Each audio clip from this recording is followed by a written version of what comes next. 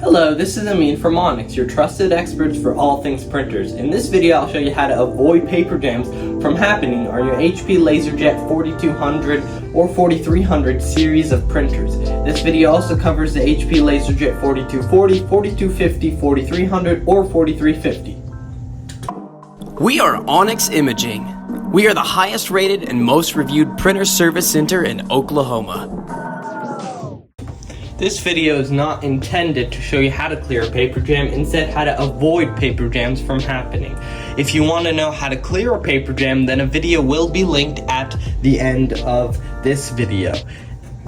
One of the causes of paper jams is the paper tray settings. To check them, pull out the paper tray and adjust the blue tabs to fit the paper you are using.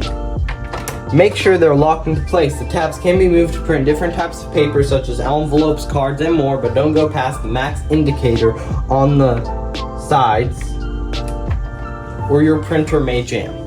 Another cause is the paper alignment. Sometimes the paper in the tray is not aligned properly, or the new paper is not mixed with the old one. This can cause the paper to feed unevenly or stick together. To prevent this, take out all the paper from the printer.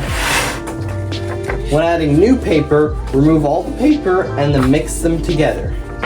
Align all sides of your paper and fan out to remove any condensation that may make the pages stick together. Align all at once. Finally, put the paper back in the tray and make sure it is not too loose or too tight. Then, you can reinsert your paper tray. These steps will help you eliminate some of the paper jams, but not all of them. If you are still having a lot of paper jams, it may be time to service your printer. Thank you for watching this video and have a great day. Thank you for watching.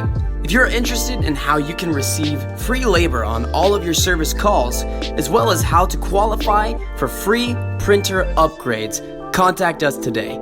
We are here for all of your printer and office supply needs.